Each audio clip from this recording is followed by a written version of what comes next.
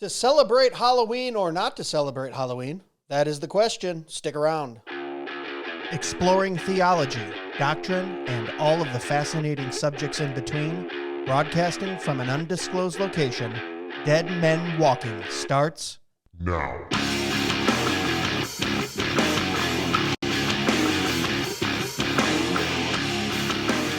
Oh, well, hello, everyone. Welcome back to another episode of Dead Men Walking Podcast. I'm your host, Greg Moore. You can find out more about us, dmwpodcast.com, or check us out on the socials, Dead Men Walking Podcast, on Twitter, X, at Real DMW Podcast.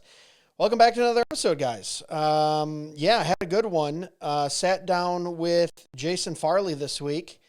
He's at Lord TV. He's a poet, author, creator, has a substack that's awesome, a podcast that's awesome. And he was arguing in the affirmative for the celebration of Halloween as a Christian, the celebration of trunk or treat if you're a church.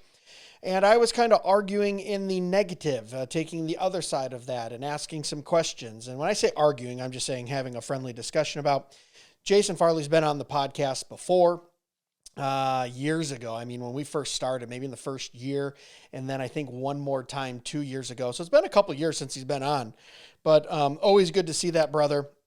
And we just had a really good 45-minute, 50-minute conversation on the history of Halloween. Is it pagan? Is it Christian? What it looked like for the reformers, what it looked like for the colonists in early America, what it then looked like in the early 20th century, and currently what it looks like. Then we went into, is it biblically permissible? Is it a Christian conscience issue? Why would we celebrate it? I brought up some points about wanting to see Hallows Eve and even All Saints Day, November 1st, being restored to its original meaning, reformed and then restored. He agreed with that, but I think we came at it at different ways on how we can do that. I had more of a stance of, well, let's not participate in those things and actually restore and redeem it to what it was by worshiping and reflecting Christ and honoring the martyrs that came before us. He took a different approach and said, look, to be effective, you can't abstain from something because that's retreating. And we don't retreat. We go into other spaces and reform it that way. And I came back and said, well, I don't know if we necessarily say that abstaining from something means we're retreating. The Puritans came up, things like that. So it was a really good discussion. Jason always has very good points. He knows his history. He definitely knows his culture, both secular, pagan, and Christian culture. And we talked about it. And I think we had some common ground. We agreed on a lot more stuff than I thought we would. But we disagreed in some points as well, too. And I think it's a good discussion for you guys, the listeners, to listen to if you're one of those people who are on one side or the other of celebrating or not celebrating, abstaining or taking part in Halloween. Or if you're on the fence and you're going like, well, what are the reasons here? What are the biblical reasons? What are the historical reasons? Maybe what are some Christian conscience issues that I could have or couldn't have about celebrating or not celebrating? So overall, I think it was a very good discussion. I think you guys are going to like it. And it's always a joy to have Jason on. So I'm not going to keep you too much longer. When you're listening to this, we will be, it'll still be about a week away from leaving for Fight, Laugh, Feast. But I'm kind of pre-recording some episodes so that we can bring you some live content going into the first week of November with the Fight, Laugh, Feast Conference, Prodigal America. So a couple of these things might not be time-stamped appropriate. Does that make sense? I might say something in an episode and you go, wait a minute, what? That was 2 weeks ago or something. Because we're pre-recording this week for a couple episodes dropping in October. But have some good guests coming up too. So look forward to that. So guys, next voice you'll hear is going to be, next two voices are going to be me and Jason talking about celebrating Halloween. Here we go. All right, we're rolling. Jason Farley, good to have you back on the podcast, brother. How you doing? Good to be here. Yeah, having a good time. Yeah, so how's everything going for you? Introduce yourself to the listeners. You haven't been on in a couple years, I don't think. So reintroduce yourself to the new listeners since then, who you are, what you're about, what your origin story is, what you got going on right now. Origin story. That's a good question. That one I'd have to think through. But Jason Farley, I've been I've done a lot of different things, from pastor to screenwriter to comedy writer to working in classical Christian education, film distribution, all sorts of things. Wow. So right now I'm working with Lore TV, Hmm. and Concordus Education Services. I'm working at two different spots with the two things I love the most, which are movies and television and classical education. So uh, I'm blessed to get to do a bunch of things. So you good Yeah. times. We need solid brothers in the Lord working in entertainment and education because the left has totally attacked those two and I think dominate them in the last 50, 60 years, maybe going back farther than that, wouldn't you say? Absolutely. Yeah, they've dominated, and they've dominated because of our retreat, not because they have been super smart and figured it all out and overcome everything. The church just retreated from certain things, and when we retreat, it leaves a void that gives the left an opportunity to take over. You are so right because you look at some of the product that the left puts out and you go, how is this even A, making money, B, being created, C, being watched, D, being supported? It's like artistically, it's just horrible. You know, I had the guys, Parker Brown from Watchwell Podcast, which is a new podcast. And what they do is they have you watch a movie and then they discuss the implications of it. I think you'd be a great guest on that. I should hook you up. They Oh, go that'd be in great. depth. They go in depth on it. Like, what's the character of God here? What's the motivation of the characters? What's Yeah. the, underlying principles? And we both agreed, same thing. It's just complete garbage what the left is putting out in the way of all types of art. And the ones that do break through, guess what? Holy cow, they have a very declined sense of justice, righteousness, evil. You know what I mean? Justice Yep. prevailing over evil. And you're like, oh, people still like that. Even the secularists understand the reality in which God has created and we live. Those things are true and beautiful, you know?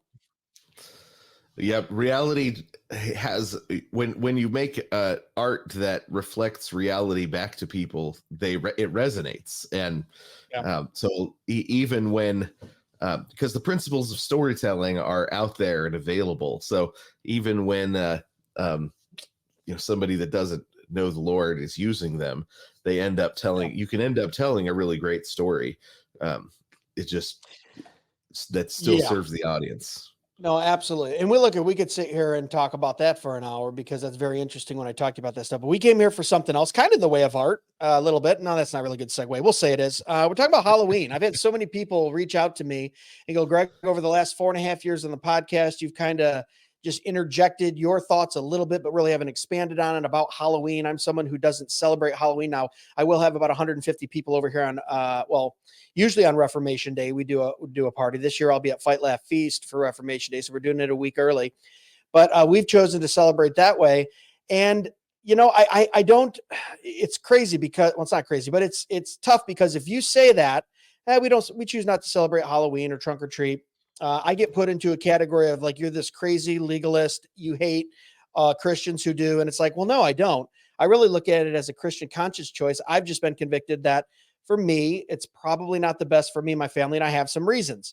I wanted to have you on because I don't know what your personal belief is, but I think you're going to kind of be maybe take the other side of that. Well, first, let's start with that. What is your personal belief in celebrating Halloween as a Christian and even churches using it as an outreach ministry? Like, what's your personal, and then maybe go into how you could see someone defending that point of view of being able to celebrate that. Yeah. Yeah, because I'm pro Halloween. I'll take the pro Halloween side of things. I believe that it is a Christian holiday in its origin, and there's in the same way that non-Christians try to co-opt Christmas and kind of give it its own meaning, Sure. a meaning apart from Christ. I think the same sort of thing has been done to Halloween. It's just been a little bit more successful in the last few years than Christmas, but that Halloween is actually in origin and is objectively a Christian holiday. So let's talk about origin because I've seen a lot of stuff over the years where people say, well, we're divided. Was it pagan? Was it Christian? We don't really know. It can be argued either way. My belief of it is when I look at it, I kind of see we have some good evidence for, around that time, a Celtic festival a couple thousand years ago, there was all kinds of celebrations going on. Now, I don't know if we can connect those two. I'll give you that. there was a whole lot of seasonal change celebrations going on in the pagan, right? Rome had theirs when they took over the Celtics, added a few. Um, but at the same time, then I see a shift in Pope Gregory III and making it All Saints Day and Halloween starting, Hallows Eve starting to take shape. So where do you kind of lay on the short history of Hallows Eve, which is now Halloween? Yeah, so I believe that 19th century romantics made up Celtic holidays in order to try to connect them to Halloween because they wanted Halloween without Jesus. So they did the same thing with trying to connect Christmas to pagan holidays. They did the same thing with trying to connect Easter to pagan holidays, but there actually isn't historical evidence. Okay.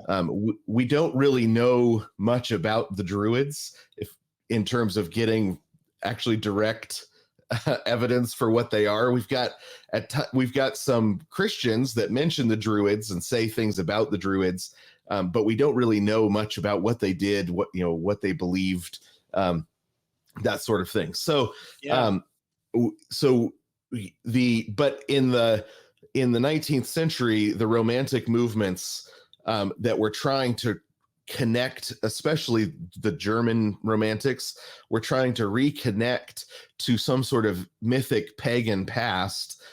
And one of the things that they did was try to find the secret origins of Christian holidays that Christians had taken over, and that so that they could keep the holidays, but without Jesus. So I think that's actually where all of those arguments originate. Is really you start to get them in the late Romantic movement. Okay, so here's the thing that I always fight, and I think most critical thinkers will fight. First of all, you have to be willing to concede a point if it's not going to be what's the word I'm looking for? Consistent across all. Because in my early 20s, Lord saved me. I start getting into all kinds of reading and studying the Bible and all this stuff. And what do I go to, man? I go to right towards Catholicism is straight from the pit of hell. And also, man, all these traditions we have are right from pagans anyway, and we just copied them, right? In my kind of immature, right, just zeal cage stage. Then you realize for Christmas, that's a lie, just like you said. So I will concede pagan, Halloween being connected to paganism because we've been lied to by the pagans that, hey, no, this was really ours and you guys just copied it. If you really look into that, probably my late 20s, I changed my tune and said, oh, I was just kind of wanting to believe in something because it fit my narrative for that time, that I could start calling out against religion and all these things that's wrong with the church and stuff like that. So that would be my first concession, is saying I'm not 100% sold on that. And if I want to be consistent between Christmas and Halloween, I would say that. I would say you can't say that some random seasonal celebration, which they had many of them to many pagan gods, is directly related to why we celebrate Halloween. So with that being said, then my next question is I go, okay, so when did it start in history, start becoming a celebration within the Christian tradition? And I would say, where do you think we start seeing, not the modern Halloween, because that's only been, we'll get on it, but it's only been around 50 years, maybe 1920s, 1930s, when we saw it commercialized how it is now. But when did we first start seeing in the church a Hallows Eve and that 31st and the first kind of becoming important to Christians? Yeah, so Pope Gregory, in the 800s, the Pope Gregory of the 800s is the one who, I can't remember which number, it might be the third, starts putting forward, or he puts forward All Saints Day as a celebration of the martyrs and when you start getting to a point where martyrs aren't, martyrdom isn't really happening anymore, because the martyrs won, right? We look back at somebody like Polycarp, and nobody actually remembers the name of the incredibly powerful Roman governor who killed him, but everybody remembers the name of Polycarp, right? So Polycarp won. The martyrs won. The martyrs overcame the people that were opposing the church, and Pope Gregory puts forward a celebration, saying, let's celebrate the way that the martyrs have overcome the devil's kingdom that have overcome the rule of the devil through self-sacrifice. Right? So it's a celebration of the reality that like Romans 16 says, that God will soon crush Satan underneath your feet, right? That the church's feet are devil crushing feet. And the way that it's gone forward, when we come in contact with persecutors, we overcome by laying down our lives. And so that was the original intention as a celebration, that it was the celebration of the overcoming of the works of the devil by means of martyrdom. And if you look at calendars or at clocks, really, you have in the Old Testament, you start at the evening when you're counting the day. In the Roman Empire, you started at midnight. Right? And so what you ended up with was, when you had Middle Eastern Christians and Roman Empire Christians start intermarrying, when do you start the celebration of a festival? Debate begins, whether it's the morning of or the evening of. When does the day start? So what they started doing, basically to compromise, was say, well, we'll just stretch our celebration to 36 hours, right? Which I think makes complete reasonable sense. We'll just celebrate twice. And so you start getting Christmas Eve and Christmas. You start getting All Hallows Eve and All Hallows Day. Hallow meaning saint, holy ones. So All Hallows Eve is the beginning of the celebration of All Saints Day, which is a celebration of the overcoming of death by death, the overcoming of death by self-sacrifice, and that celebrating kind of that principle. So All Hallows Eve is the beginning of the celebration of All Saints Day. We've sort of we end up separating it out as its own thing, October 31st, because just in the modern world, we don't have that same, sundown as the beginning of the next day. You still, if you have Jewish friends, you'll see that they still reckon time that way in their religious calendar. So it is around a little bit, but in the West, for the most part, midnight is when the next day starts. Yeah. All right. So where I'm at in my headspace, and you tell me what you think of this, I kind of take the pagan argument and I just go, okay, could be, couldn't be. I think it's a cheap, lazy argument that really doesn't have a whole lot of validity. Right. So I kind of look at it and I go, okay, the real first time we see prominence of the date October 31st and November 1st even being prevalent is 734 under Pope Gregory III. So then my mind goes to, okay, so in that generation or even the next few hundred years, how is that celebrated and how is that viewed? How was that day viewed? And obviously it's not what we're doing today. So I think it's totally different, but even then I have some conflicting reports there. You will have, some people dressed up and to ward off spirits. It was like to mock almost the spirits that couldn't touch Christ's anointed and things like that. And what I've come to is it's kind of convoluted because it crosses so many different cultures. Even when you get into like 1700s, as people coming over to America, you had the Scottish and the Irish and all these different kind of customs around that time and that date being brought together. And it kind of made this convoluted thing. And I think that's kind of how Christianity or Christmas is even to this day. We have, 10 different cultures going on. We still bob for apples on the 31st, which some would say goes back to the Romans and the goddess of the fruit tree that was introduced after Rome kind of Christianized. And there's an argument there. And you go, there's all this stuff.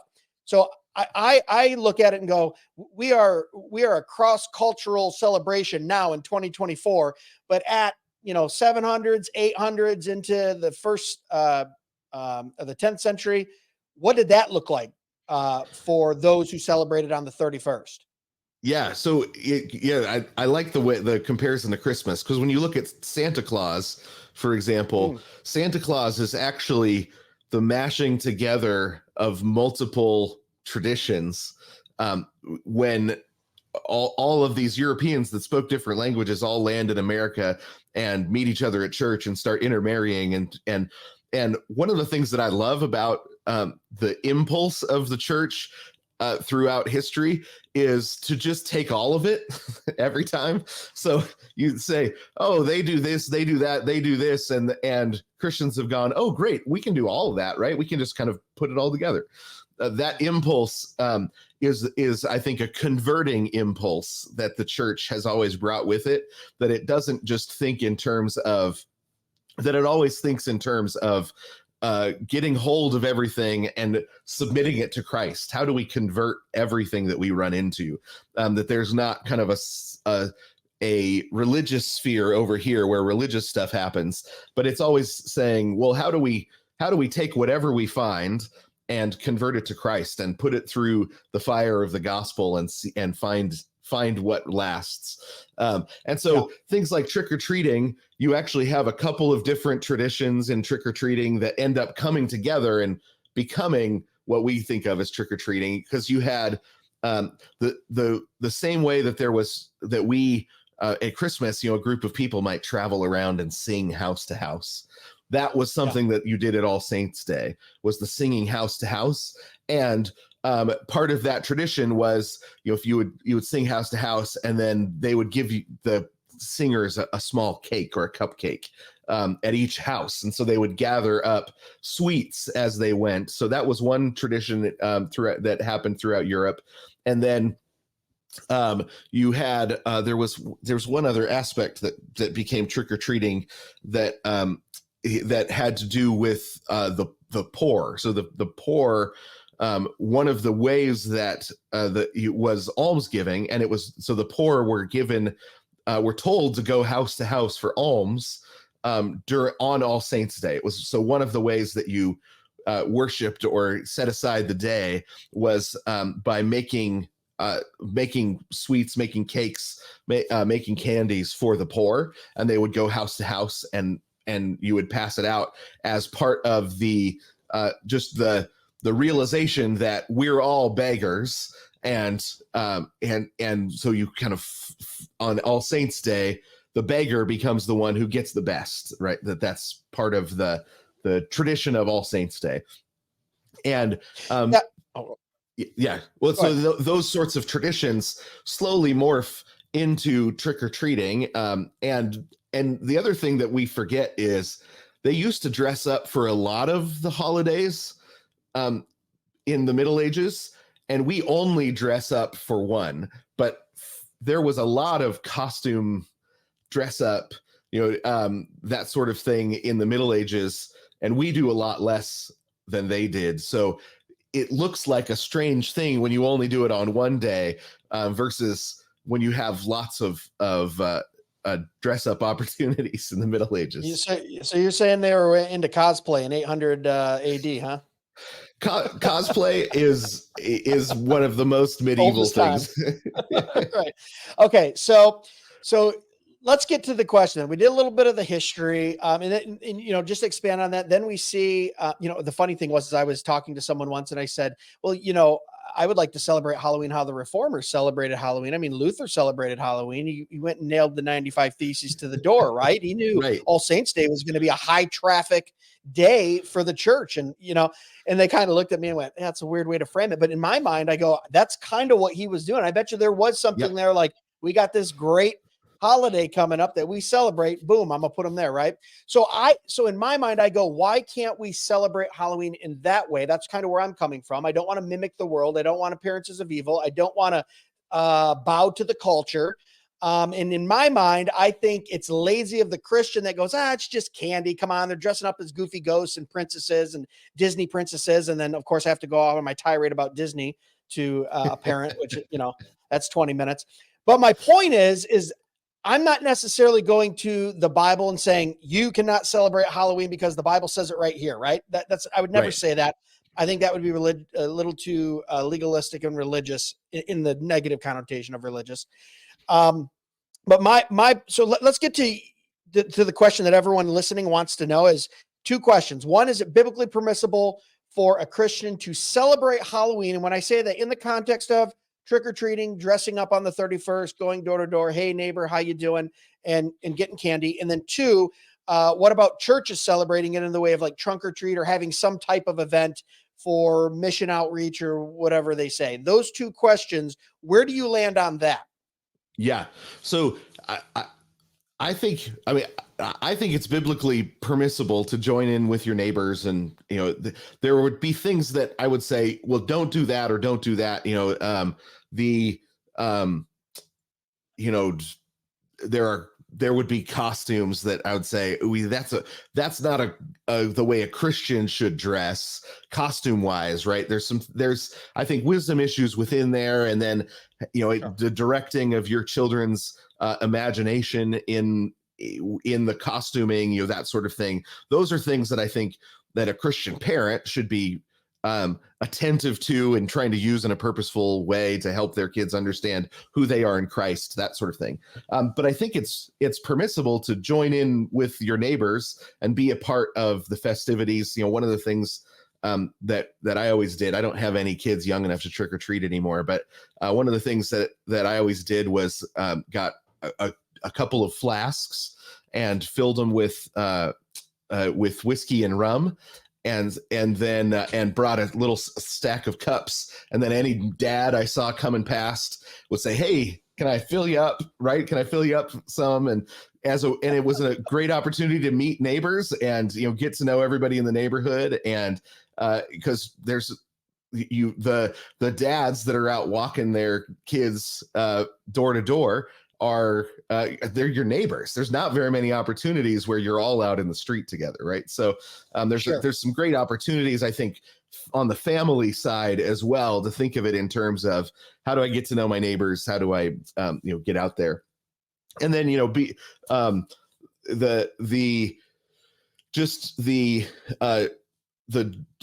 general joy and picture of the smallest and youngest and the least deserving of us getting the best door to door. I mean, that's a picture of the gospel that I think we should be able to just rejoice in and enjoy. Hey, can I have some candy, please? I didn't do anything for it. It was like, oh, that reminds me of my salvation. What a great moment. So I think for families, it's biblically permissible in my mind. And then I think churches do have an opportunity, but one of the things that we have done is we've separated the church calendar from worship. And I think that's actually our biggest opportunity as a church, is to try to restore the worship services that were attached to all of these different holidays. I mean, I've seen now, there was a church, can't remember if it was 2 years ago, that canceled church on a Sunday because Christmas fell on a Sunday and Christmas is for family time. Don't get me started on that. Right. No, but you go, okay, with the reason that All Saints Day has been detached in the mind of the culture is not because the pagans did some incredible end run around it and won it. We walked away from it. We stepped back from it. Yeah, we stepped back from it. We stopped having All Saints Day worship services, having church be at the center of the festivals of our culture. So I think church or that families have biblical permissibility to do something like that. I think the church ought to be actually trying to recover its historic calendar that walks you through the gospel, that it memorializes the gospel in time, year after year after year. Memorializes the life and work of Christ and the life and work of the church through the power of the Holy Spirit. I think we've walked away from the church calendar, and that's the reason that Halloween has been now, I think the best argument against Halloween is the fact that they cut down the bronze pole that Moses put up when they started misusing it, right? That bronze pole, Jesus says, that points to me, right? That bronze pole points to me, and it's still pointed to him, and they still cut it down when they misused it. I think that's the best argument against celebrating Halloween is something can be good in origin and be currently being misused. Yes. And so you decide I'm not going to be a part of it, or because it's being misused. I think that's fine. So I think if that's how a family's thinking about it, I think you're well within your Christian freedom to not celebrate Halloween and to make for that sort of reason. But I do think that the church ought to be actively trying to win back the calendar. Okay, so this is just irritating because we are agreeing much more than I thought we would be. I think we're just coming from it from two different angles. I agree with everything you say there.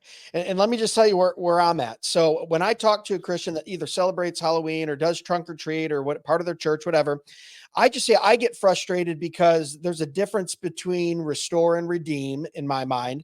And then two, I look at it in context of where we are in the last 50 or 60 years. Like you just said, it's been supplanted. You also mentioned, hey, look, we should be restoring Hallows Eve. And I think we're trying to do a little too much redeeming. And I think there's a difference there. I'm saying restoring it to its original intent and meaning and things like that.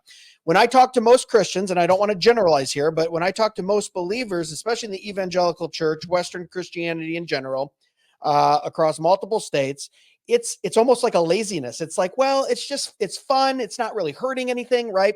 And when I talk to churches and leaders, and look at, I love my pastors, I love my elders, I love my church. I'm a member there.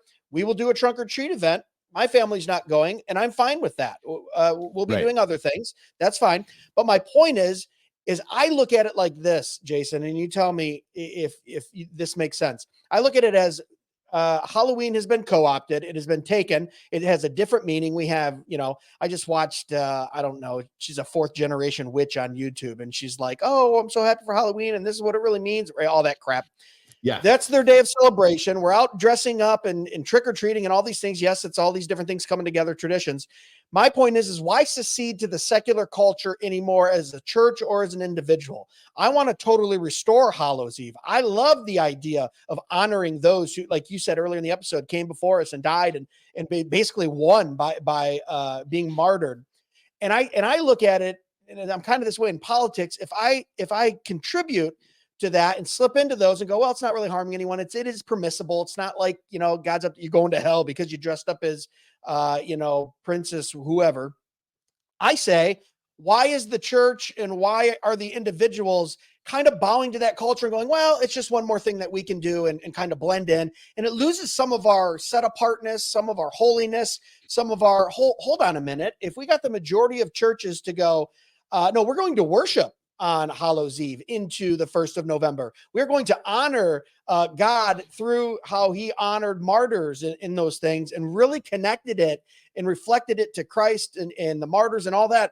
I would be totally on board. That's one of the reasons why I do Reformation Day, because I feel that's more honorable for me at this point than it is for my kids dressing up and going to get candy. And here's what I would say to Christians very quickly. They go, they get some candy. They can dress. My kids can dress up and get candy any day of the year they want. They want to go get a Buzz Lightyear costume, and I throw some Snickers at them. We limit their sugar intake anyway. But point being, I'll do that any day of the year. But on the day that the world says this is the day we celebrate evil, or at least the seculars do. Now, we've discussed where the past is and what it really means and everything. But the overwhelming majority idea of the secular Christian or the secular world in America is, hey, we get to be a little naughty. We get to be a little slutty. We get to be dress up as evil. We get to celebrate horror films, slasher films. I mean, it's all really gotten very dark. I say I'm abstaining from that because I want to totally restore and redeem Hallows Eve. And I feel by contributing to that, I'm going, that's just one more Christian kind of giving in and going, what's the big deal? It has some Christian roots. It's not right. So maybe I'm an extremist on that, but that's what I would tell to a Christian who does celebrate it. I would say, think about that, Christian. Can we be holy and set apart? And by our own virtue of being stubborn on this issue, maybe in 20, 30, 40 years, our children will be going, look at those weirdos that put masks on instead of going to church, having a feast and worshiping God for a day of martyrs and all that. Does that make sense? It does. Yeah. And I think as long as you aren't setting it up such that your kids are wishing they were a part of that, right? If your kids are sitting there saying, man, I wish I got to be a part of that looks way better than whatever it is we do, right? Then I think I don't have any problem with what it is you said. Um, I just think we should be out celebrating them if we're going to abstain it in a set apart way, right? Whatever it is, if you're having a Reformation Day feast, then it should be so much better that everybody is saying, man, they're missing out by missing this, right? That we want our kids always to be saying, man, I wish everybody got to have what I get, right? By being raised in a Christian home. And I think that's something that that I do think that a lot of the abstain, and this isn't an accusation against you, but it's things I've seen of the abstain from Halloween crowd has a way of making it the worst night of the year because everybody else gets something I don't, and I don't think that's necessary. I think you can, I have been at churches that threw great Reformation Day parties on that night, and nobody ever felt like I'm missing out because I don't get to do Halloween. And I think we have the freedom to do that sort of thing institutionally. I think the church has they're not free to not transform the calendar. The church as an institution needs to have its institutional calendar actually being transformed and submitted to Christ. And you can't do that by not doing stuff. You can only do that by doing things, right? So the church needs to be saying that our job as an institution is to use whatever calendar events are coming up to submit time to Christ. How do we do that as an institution? And I think not doing something in place of not doing things purposefully calendar wise doesn't do that. I think families have as institutions, they've got freedom. They're under all kinds of different calendars. They're under the church calendar, they're under the federal calendar, the state calendar, all of the different calendars, and they have freedom to partake or not partake as long as they're doing it on purpose to glorify the Lord. No, that's a good point. So let me ask you this then. So what would your ideal celebration be as a believer on October 31st? What would it look like to you? To honor Christ, to honor the church, to honor each other, believers, and be a witness to an unbelieving world. Would it look like how it is now, or would it be restored to something different? What do you think it would look like to you?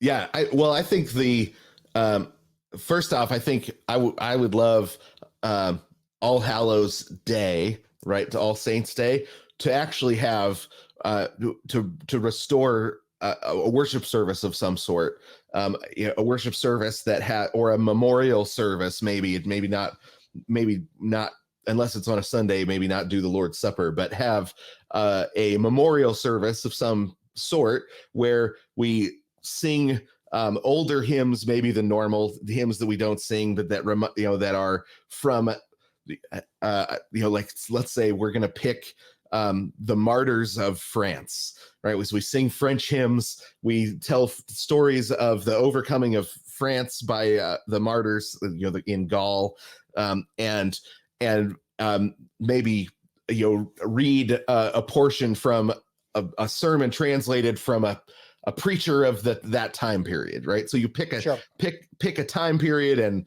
do something to remember, hey, this is how France was won. Or maybe go to Boniface, he was one of the martyr and sing some German hymns and then have a German feast, something like that. So something purposefully memorializing the way that fills our imaginations with the stories of how God has overcome an unbelieving area by martyrdom. So, and then back from that into how do you make the day before into part of that festival? I don't think we would need to get rid of trick-or-treating. I think trick-or-treating is just fine if you surround it with a culture that isn't love isn't embracing death, right? So I think the big problem that comes out is not caused by Halloween, but that it comes out on Halloween, is that we do have a culture that loves death.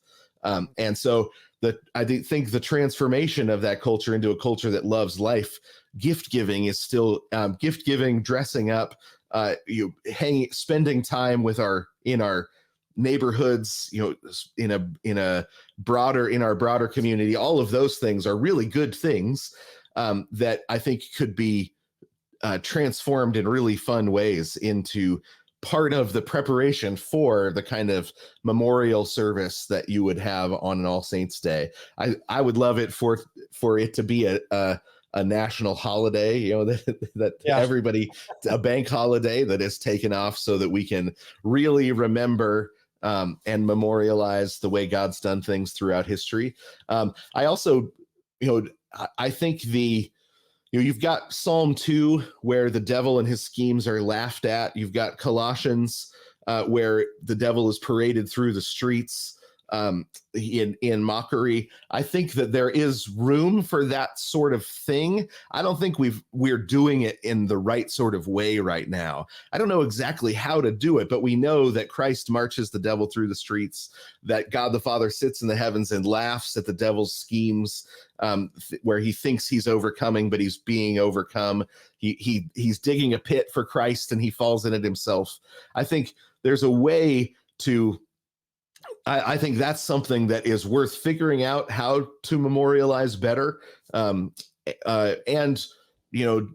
things like Dia de los Muertos, I think there are problems with it, but it is meant as a memorial that we all die.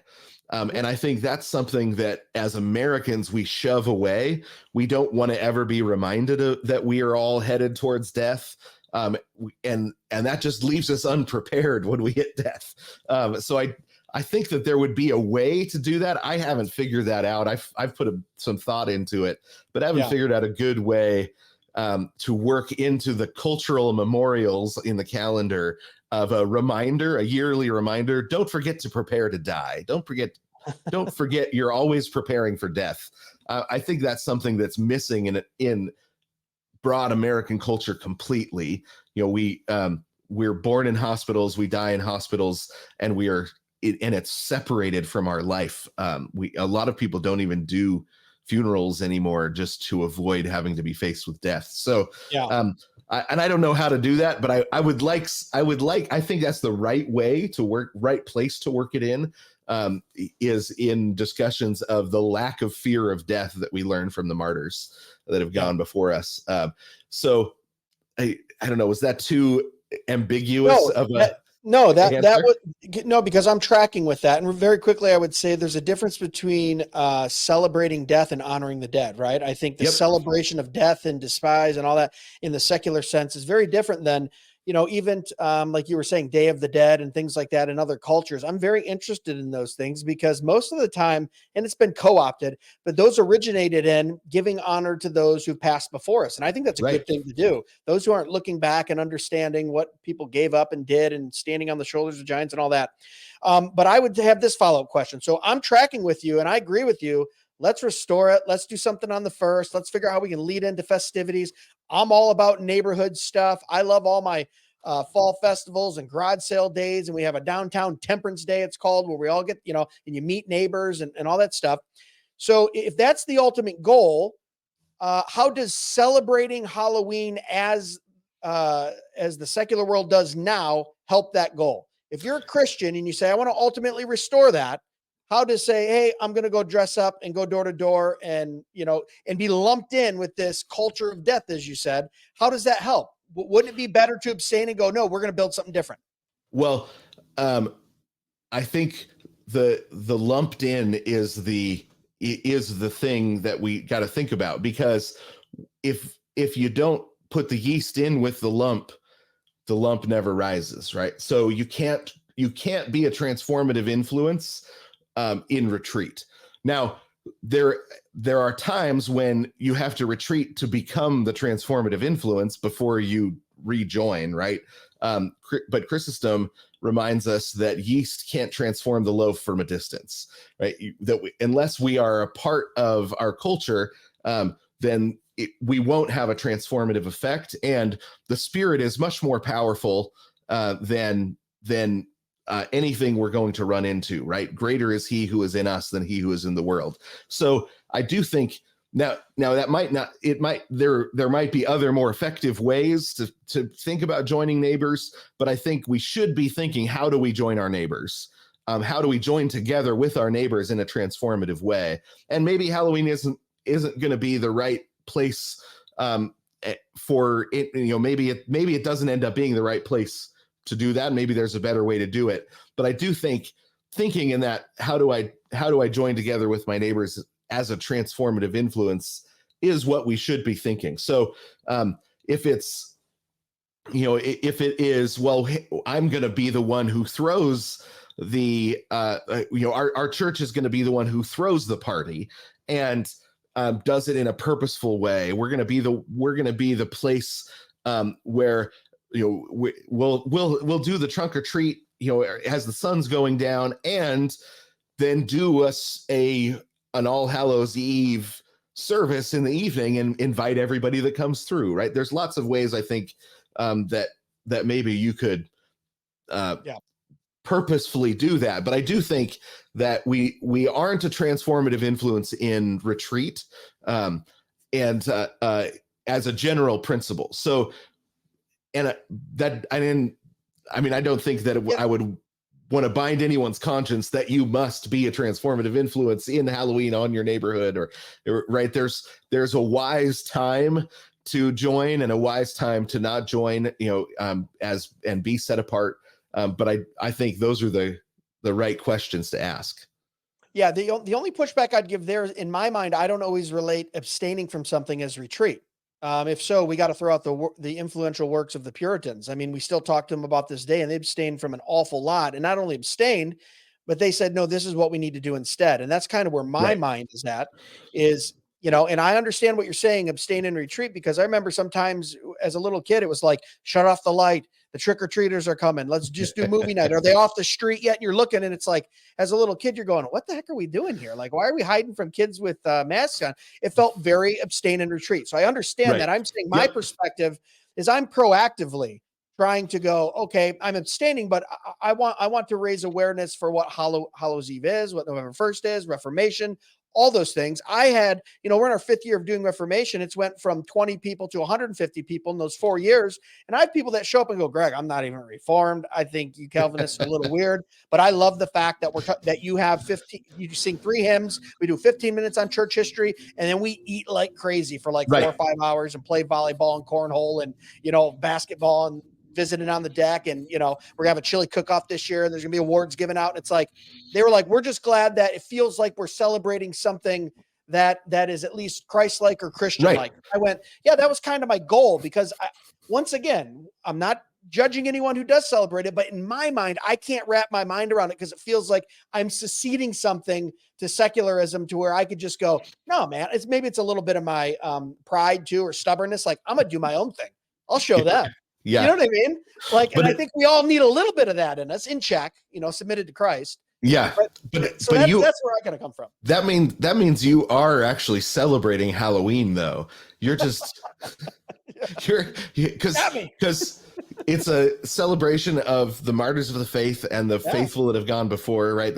So Reformation Day, it makes complete sense as a part of the celebration, of All Saints Day. I don't think that's. I want to celebrate Halloween. I want us to celebrate it our way. The way exactly. We are always getting ripped off from the secular and the pagan cultures, and we just take it as Christians, especially in Western Christian church. We just roll over. You can have TV, you can have entertainment, you can have paintings, you can have sculpture. Yeah, you can have music too. Oh, you can have literature, you can have theater, you can have Halloween. Christmas, I guess, was pagan. You can have, and it's like, what?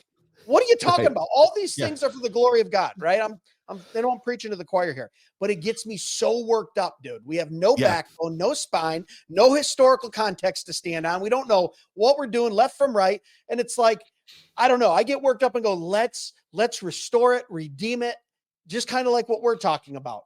But once again, if someone wants to celebrate that, I'm not going, hey, you're going to hell. You're breaking one of the 10 commandments. No, I'm not saying that. I'm trying to convince people, let's take it back. Yeah. Let's take it back from what it's been the last 50 years. Because it wasn't even this in the early 20th century. It was still kind of family oriented. Like you were saying, it was a lot of like harvest stuff and neighbors getting together. I'm okay with that. And honestly, there's people on this podcast that are going to disagree with me. I love the idea of you giving the shots out. And they go, how can you not celebrate Halloween, but you're giving booze out to the neighbors? Look at all I'm saying is they're going to be going, that Jason guy, what's he all about? And you're going, hey, come over for dinner next week and we'll talk about it. And now you've got your neighbor in your house, cooking them a meal, laying Christ on them. Right? Well, and what my wife and I have learned is there's very few doors you can't open with whiskey and chocolate. Right. So right. we have whiskey and chocolate. Just made that a kind of a principle of how do we get to know our neighbors? If you show up, if your neighbor's sitting on the front porch and you show up with 2 glasses and a bottle of whiskey, then you're gonna get a long opportunity to talk to him. Now, that might not be somebody else's mentality, or the tools they use might be different. But we should always be thinking, how do I advance towards my neighbors with the good news of Christ? And yeah, I would also say too, for those listening, I'm talking about that, the whiskey and the chocolate, but also too, when I have neighbors over, it's with a temperance and within moderation, right? I'm not serving anyone to get staggered down drunk if they're an unbeliever. I'm more than happy to have an unbeliever in my house and we're talking and we're gathering and they have a beer with dinner or a glass of wine. We got to get some of this legalism and this kind of like, oh my gosh, how could you look at, and me and you believe the same on this. I just want to clear that up for listeners. Like if someone's in my, sometimes it doesn't even come up, or I'll just say, no, we don't have any or whatever. It's not like I'm bringing people over all the time just to drink, right? That's not the focus of it. It's usually over my delicious smoked brisket that I make and fresh cut fries that I deep fry. Oh my gosh. And anyone will come over for those. And my wife makes a killer coleslaw. So, that's what we're doing with our neighbors. In fact, we have our neighbors coming over next week for that. But yeah, so we're kind of getting off course here, but you got me talking about food and I'm hungry. We're at about our limit here. So kind of give me a final word on this. If you have, they've sat through this, they've listened to it. They go, yep, I can kind of see the idea of, like you said, it's very communal. It's permissible. You want to see it restored. I want to see it restored. Maybe we're just saying we're taking different routes to get there. But what are your final thoughts on any listener that's waffling on this one way or another? Celebrate, don't celebrate, church, celebrate, don't celebrate. Yeah, I mean, I think the biggest thing is that fear isn't our motivation in any of these things. And I think that is the thing that is celebrated. Fundamentally, the thing that is that the way the world celebrates Halloween is they try to move towards their fear because they're trying to find a way to overcome the fear of death. And that isn't our motivation in anything that we do, because the fear of death has been destroyed by the resurrection. Amen. And so now death has been transformed into a tool of advancement of the kingdom of Christ throughout history. So, and whatever it is that we decide to do, we shouldn't do it in fear. We should do it because we love the Lord and we're trying to figure out how do we, as a family and as a church and individually, put off the works of the flesh and put on Christ. And so whatever we do, that's the goal. And, we're all these, ex-pagans trying to figure out how to be Christians. And so I think when we approach one another with the attitude that says, well, how are you trying to serve the Lord in this situation? We actually will learn from each other a lot of things and get better at it. And also we can change our position at different times in our lives without fear, because we're all trying to figure out how to serve the Lord with wherever we're at in this particular moment. Oh, well said, brother. So, Jason, tell everyone where they can find you, where you're at on social media, so they can get these wisdoms of nuggets of wisdom daily from Jason on like Twitter X and Facebook and Instagram, wherever you're at. Throw them out there, and I'll make sure I Yeah, link so them I'm up. Twitter at Jason Farley's with an S on the end. Okay. And then Substack. I have a daily podcast called The Mission of the God for the Family. The Mission of God for the Family, where it's 10 to 15 minutes to encourage and what God has for the family to do. So doing that at the Substack, Jason Farley's Substack. All right, man. We'll link that all up, guys. So if you're listening or watching, it'll be linked right below. As always, feel free to send us a text. That's the link right at the top of wherever you're watching or listening to this. If you have any suggestions for the show, as always, you can find out more about us at dmwpodcast.com. We've got some snarky merch there. The Shut Up and Let That Be Your Wisdom, Job 13:5 t-shirt just dropped a few months ago. We love quoting that to the pagans.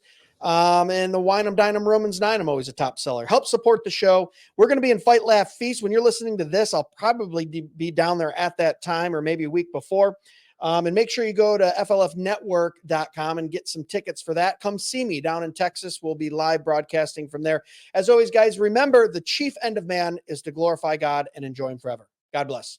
Be sure to check us out at dmwpodcast.com, where you can purchase the best and snarkiest merch on the internet, support the show, and leave us a review or message. Dead Men Walking can be found on Facebook, Instagram, and YouTube at Dead Men Walking Podcast, and on Twitter X at Real DMW Podcast. The Dead Men Walking Podcast is part of the Fight Laugh Feast Network. For exclusive show content, be sure to download the Pub TV app and become a member. If you're a business that needs to reach hundreds of thousands of potential customers in your demographic, podcast advertising might be for you. Send all inquiries to deadmenwalkingpodcast@gmail.com. None your biscuits.